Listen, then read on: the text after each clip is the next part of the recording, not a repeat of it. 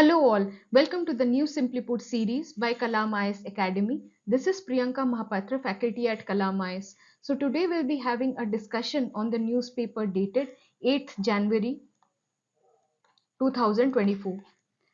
So the text and the context section of the Hindu newspaper was having an important article about the rise in child marriages in West Bengal. This we would be discussing. Then coming to the science and tech section of the Hindu newspaper today, we are having two articles very important. First is about the terminology Panspermia, which becomes very important from this year's prelims point of view. Then we would be discussing about the first ever landslide risk map of India designed. Okay. Then coming to the explain section of the Indian Express newspaper, two articles were important. First is about how AI is been harnessed for the cancer treatment, and second about the Supreme Court Legal Services Committee. So these are the five articles we are going to discuss today, which are displayed on your screen. So the first article is about that why is child marriage still high in West Bengal. So here we would be studying about the child marriage. This is very important from your GS paper 1 perspective, GS paper 2, and also for your essay writing as well. So there has been a recent study on child marriage in India, which is published in the Lancet report, which says that overall there has been a decrease in the child marriage across the country, which is a very good news. But again, coming to the numbers and to the states, only 4 states are responsible for more than half of the incidences. That is Bihar, West Bengal, Uttar Pradesh, and Maharashtra. This fact you can quote in your answer, which is related to the child marriage. So coming to the fact again that 1 in 5 girls are still marrying below legal age in India. 1 in 5 girls. See the gravity of the situation. Then again in West Bengal, it has been the largest absolute increase in the head count of the child marriages in girls. So we would be taking the case study of West Bengal here particularly. Before that, we would like to understand the impact of child marriage in India. Why are we even concerned about child marriage in India? What will happen? What are the consequences if such a large incidence of child marriage prevail in our society? It is a kind of human rights violation. It is a kind of gender-based violence. It is a kind of sexual-based violence. When minor girls, they are pushed to give birth to children, and the children born to such minor girls, they are of low birth weight, thereby risking both the lives of the child and the mother, leading to increased mortality rates of mother and the child. Coming to Murshidabad, which is one of the economically poorer districts, and it has no doubt the highest numbers of child marriages in West Bengal. So economy has a direct correlation with the number of child marriages. According to NFHS 5, 55% of the women, they are married before the age of 18 years in that particular district. In fact, it has seen a rise from the previous NFHS 4 numbers. So that's the reason why West Bengal is giving conditional cash incentives under many schemes like Kanyashri Prakalpa. So in 2013, Kanyashri Prakalpa was started, which gave conditional cash transfer aimed at incentivizing the schooling of all the teenage girls, thereby discouraging the child marriage. It was thought that when we will be giving some cash incentives to increase the schooling period of the teenage girls, that will itself become a reason for not marrying at such an early age. It became very successful in terms of numbers, in terms of enrollment. It completed 10 years. It was given an award by United Nations under United Nations Public Service Award 2017. It covered around 81 lakh girls.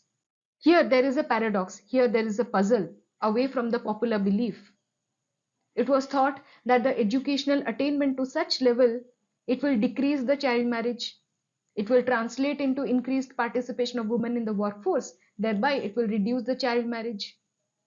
But that did not happen. That was not the case. Girls' enrollment in the schools, it significantly increased, no doubt. But the incidence of child marriage did not decrease. It remains high still. in West Bengal. So there has been no direct correlation. It is a classic case where there is no direct correlation between the literacy rate and the child marriage. Away from the popular belief that literacy rate or the educational attainment will decrease the child marriage. Here it is a classic example of Purva Medinipur district, which has 88% literacy rate but still has highest incidence of child marriage of more than 57% according to NFHS 5. So this is a kind of paradox you can discuss in your answer writing. There is a paradox which is away from the popular belief that literacy rate will decrease the child marriage, but that is not the case in case of West Bengal, particularly in the Medinipur district. You can give examples. So what are the possible reasons for the paradox? What do you think? What are the possible reasons for this paradox? First is the migration, where significant population of the state, they go out to work in other states. For that reason, they do not want to leave their unmarried daughters at home. They do not want to leave behind their unmarried daughters at home. That is why they're getting their girls married at such an early age. This is one reason. Second reason is that the men who are married to these girls, they want their wives to have children when they go out to work. That is driving their wives to have children at such an early age. Third reason is that about the cash incentive scheme named as Rupasri Prakalpa, which is again a driving factor for families to get cash for getting their girls married. Again, the fourth reason is that there are less cases registered under Prohibition of Child Marriage Act 2006. So when there are less cases registered, then there is less witnessing of such marriages. So here West Bengal has emerged as an example, a classic example where cash incentives and existing laws have failed to check the child marriages in the state. So here coming to the numbers, I was saying you that how the less cases are registered in West Bengal, it is only 105 cases registered. In Tamil Nadu, where it is a smaller state than the West Bengal, Karnataka being a smaller state than West Bengal, they are having more cases registered under Prohibition of Child Marriage Act 2006. So here West Bengal has become a classic example where no schemes, no support from the government, no deterrence factor is failing to check the child marriages in the state. Then comes the way forward. What do we do in such a situation? What is the way ahead? What lies ahead? In 2022, West Bengal government has called for a district action plan so that it can directly hit the problem. Secondly, we have come up with an Amendment Bill 2021, Prohibition of Child Marriage Amendment Bill 2021, where we are talking of raising the marriageable age of girls to 21 years to bring it on par with the men. That's how we can also reduce the incidences of child marriage through more registration of cases. Then again, social campaign involving all stakeholders can also help. Lastly, strong political will is needed to enforce the existing laws. Okay, so this is the way ahead of the problem. You can directly write these solutions in your answer related to GS paper 1 or 3 or 2 or your essay writing as well. Now the second article is about IIT Delhi team. It has brought the first of its kind Indian landslide risk map on a national scale, leaving out no locations in the country. So given the number of fatalities that is happening due to the landslides in India every year, in late 2023 torrential rain during the northeast monsoon, it had triggered the heavy floods and landslides in multiple states in the North India, which has killed hundreds of people.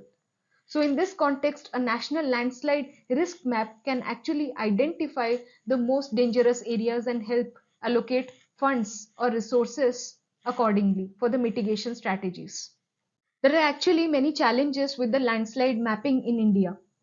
First is that they are very less widespread. Unlike floods, floods are very widespread, but landslides, they are less widespread. They are harder to track and study with satellites because most of the landslides, they do not happen in cities. They happen in some very far off areas where we cannot reach, where we cannot see them, like the sides of mountains without roads, the uninhabitable areas. Again, they happen in a very localized area, affecting only 1 to 2% of the country. And presently, we are having much less data of sufficient quality for typical machine learning models to work with. So these are the challenges of landslide mapping in India, which you can directly quote in your GS paper 3 disaster management question. Then how is this landslide risk map of India helpful? How is this significant in the context of the challenges which we just discussed?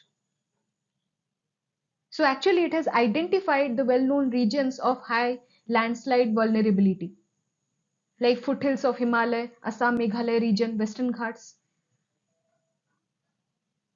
and also some unknown places in the Eastern Ghats.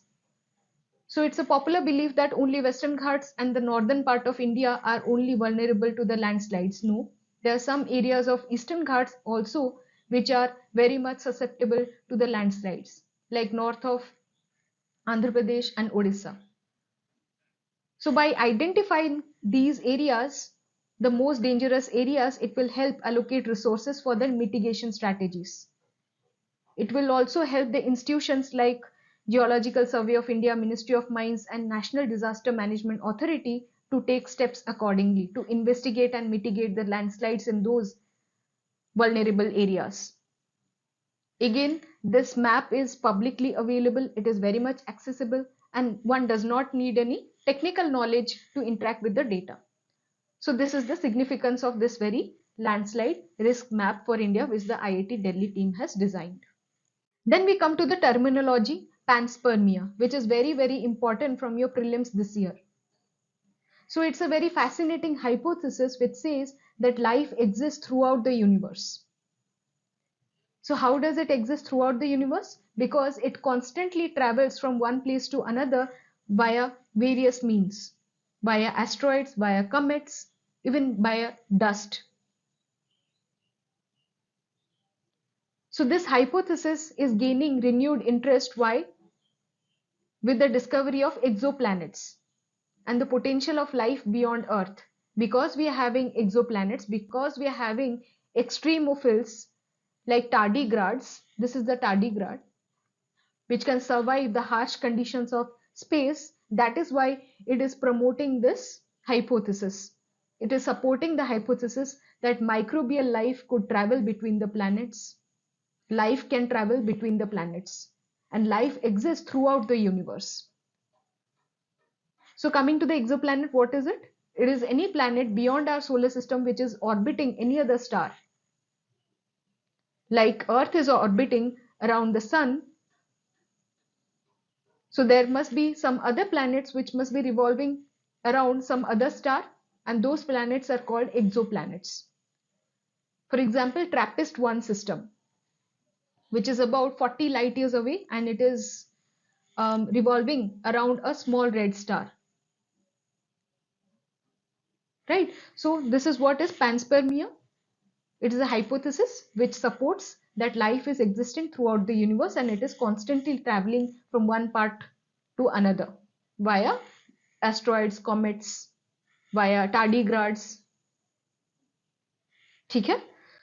Then we come to the fourth article, that is Justice Gawai, who is nominated as Supreme Court Legal Services Committee chairman now. So what law says on free legal aid in India? So in 1987, we brought the Legal Services Authorities Act, which is there to give a statutory base to the legal aid problems. So through various constitutional provisions, we are supporting the free legal aid in India.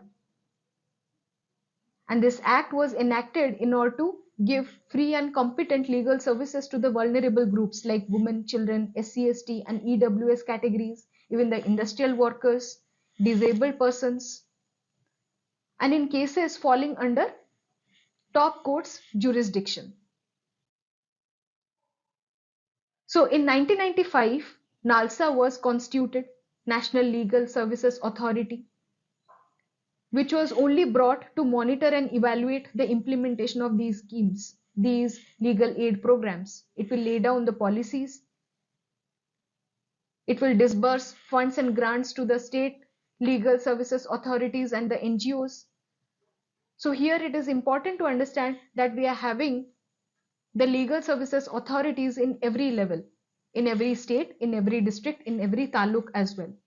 In every state, there is SLSA, State Legal Services Authority, which is headed by the Chief Justice of the respective High Court.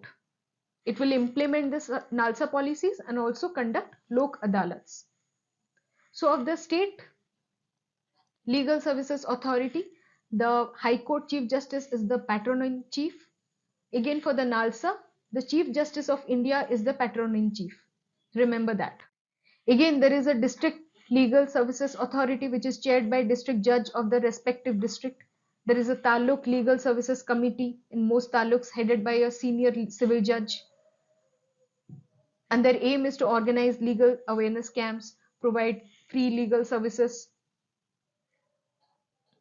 supply and obtain certified order copies. Okay, so there are various levels of legal services authority in various levels of this. Coming to the committee, which is Supreme Court Legal Services Committee, which is in the news, this committee will appoint the officers. Its aim is to appoint officers and any other employees as prescribed by the center in consultation with the Chief Justice of India. Very, very important. So it has a legal backing. This is constituted under Section 3A of the Legal Services Authorities Act 1987. And the chairman of the committee is a sitting Supreme Court judge, which is Justice Gawai being nominated this time. Okay, so he is the sitting Supreme Court judge nominated by the Chief Justice of India, and there are other 9 members who are nominated by the Chief Justice of India as well. And the experience and the qualification here of the 9 members will be prescribed by the center. Again, Chief Justice of India can also appoint any secretary to the committee as well. And under the Section 27 of the Legal Services Authority Act 1987, Center is empowered to make any rules in consultation with the Chief Justice of India with regard to the free legal aid in India. Okay, so here you can notice that Center has got all the powers regarding the prescription of the experience qualification of the members, regarding any rules with respect to the free legal aid in India, and that is to be done in consultation with the Chief Justice of India. Right, so you need to know over here that who is the chairperson of this committee. It is not the Chief Justice of India. It is any sitting Supreme Court judge who is nominated by the Chief Justice of India. So this is how you can be perplexed or you can be puzzled by the UPSC. So you need to remember that this committee is headed by a chairperson, which is a sitting Supreme Court judge nominated by the Chief Justice of India, and apart from him there are 9 members also nominated by the Chief Justice of India. Also there can be a secretary to the committee as well, nominated or appointed by the Chief Justice of India. And this committee has got the aim to appoint officers, right? Then there are various constitutional provisions which is supporting the provision of free legal aid in India. So the need for providing legal services in India has been prompted in various constitutional provisions. For example, Article 39A, which is saying that we cannot deny any citizen the free legal aid only for the reason that he is not capable financially, only for the reason that he is economically disabled. So the state shall secure the operation of the legal system that promotes justice on the basis of equal opportunity, provide free legal aid by suitable legislation or any schemes or any other way to ensure that the opportunities for securing justice are not denied to any citizen by the reason of economic or any other disabilities. Then we come to Article 14, right to equality. Article 22, rights to be informed on the grounds for arrest. So these two provisions in the Constitution, it makes it obligatory for the state to ensure equality before law and a legal system that promotes justice on the basis of equal opportunity to the all. Okay? So these constitutional provisions, they support the provision of free legal aid in India. Again, Justice P.N. Bhagwati Committee. It was constituted in 1980s to oversee and supervise the legal aid programs throughout the country again. So these are the efforts, these are the backing of the government for the free legal aid in India. So you should be clear about the role of NALSA here, the role of the committee here, and the act. Okay, so this is very, very important from your prelims point of view. Any provisions can come as an option in your prelims exam. So you should be very clear about it, right? Then we come to the fifth article, that how AI can help detect cancer. So this article becomes very, very important whenever you have to write any essay on AI or any question that can come in your science and technology in your GS paper 3 about AI, about its usage, about its application. You can write this point. Okay, this is a very contemporary point. This is a new point and this will fetch you more marks instead of going to the more cliche points that AI is useful in the agriculture, AI useful in the social media, in generating content. You can write about the cancer treatment as well and how it's done. Okay, so in the context of ever rising tide of cancer cases in India, Mumbai's Tata Memorial Hospital is turning to AI for help. So how it has been made possible? How the hospital is using AI to treat cancer? By establishing a bioimaging bank. So it is a kind of repository. It's a kind of robust repository which is having the radiology and pathology images, clinical information, outcome data, treatment specifics, and all types of metadata. Right? So in cancer diagnosis, the artificial intelligence is using this bioimaging bank data, is analyzing the radiological and pathological images, learning from extensive databases, datasets to recognize the unique features of any symptoms associated with various cancers. So thereby this technology is facilitating the early detection of cancer by identifying the tissue changes. Okay, and it is also detecting by emulating the human brain's information processing as well. So this is how AI is helping detect the cancer even at an early age. Okay, so this was all about today's discussion. Again, the short notes of this video will be provided in our Telegram channel. The link for joining our Telegram channel will be provided in the description box. Do join us and do comment that how you're feeling about the video discussion, what more you need, and any other doubt you are having, you can freely discuss in the comment section. I'll be happy to help you. Right? So till then, goodbye, take care, happy learning. Thank you so much.